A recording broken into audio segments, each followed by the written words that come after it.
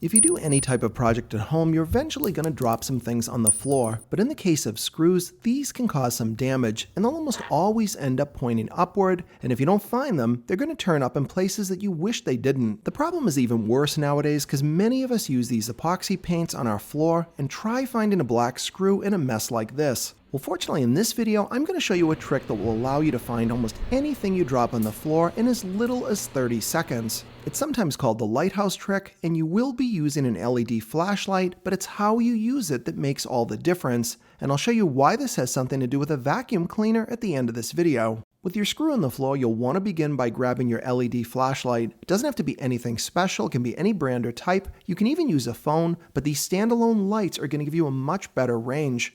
Next, turn the lights off in your space and turn your flashlight on. But if you use it like this, you will never find what you're looking for, especially on a floor like this. It's all about the angle of light, and of course screws love to hide in little nooks and crannies that you're never going to find if you're shining that light from the top down. Here you don't see any screw at all, but when we lower that flashlight right to the floor, we can easily see that screw hiding underneath the edge of the counter.